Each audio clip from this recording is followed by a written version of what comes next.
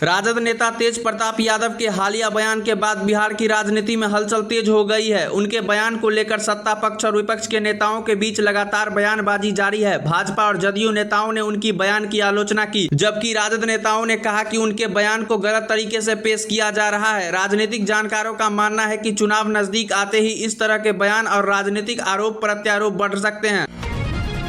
राजद, कांग्रेस और वाम दलों ने राज्य सरकार को कानून व्यवस्था, बेरोजगारी और महंगाई जैसे मुद्दे पर घेरा है। विपक्ष का आरोप है कि सरकार जनता के मूल समस्याओं को हल करने में असफल रही है। वहीं सरकार ने इन आरोपों को खारिज करते हुए कहा कि बिहार में लगातार विकास कार्य हो रहे हैं और जनता को हर क्षेत्र में बेहतर सुविधाएं दी जा रही है। इस मुद्दे पर दोनों पक्ष के बीच राजनीतिक बयानबाजी लगातार जारी है।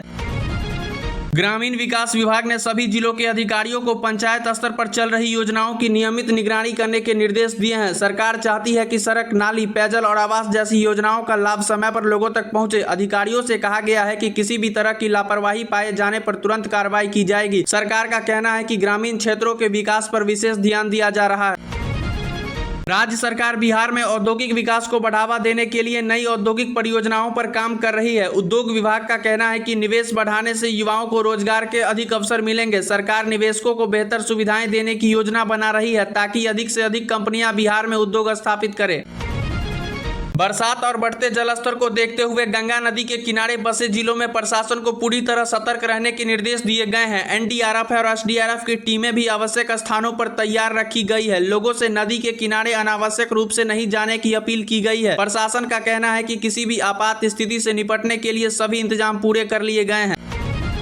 राजधानी पटना में बढ़ते ट्रैफिक जाम को कम करने के लिए ट्रैफिक पुलिस और नगर प्रशासन ने नई योजना तैयार की है। प्रमुख चौराहों पर निगरानी बढ़ाई जा रही है और यातायात नियमों का उल्लंघन करने वालों के खिलाफ कार्रवाई तेजी की जाएगी। अधिकारियों का कहना है कि लोगों के सहयोग से ही ट्रैफिक व्यवस्था में सुधार संभव है।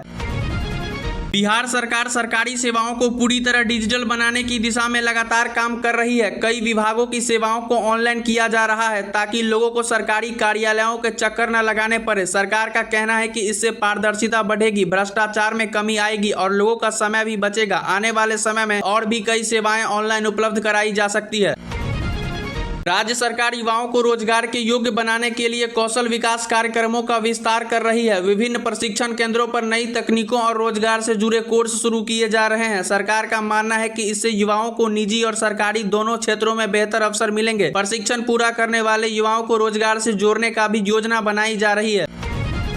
बिहार सरकार राज्य में अधिक निवेश आकर्षित करने के लिए नई औद्योगिक नीति पर विचार कर रही है। अधिकारियों का कहना है कि निवेशकों को बेहतर सुविधाएं और आसान प्रक्रिया उपलब्ध कराई जाएगी। इससे राज्य में नए उद्योग लगेंगे, रोजगार बढ़ेगा और आर्थिक विकास को गति मिलेगी। सरकार का लक्ष्य बिहार को निवेश के लिए एक बेहतर राज्य के रूप में।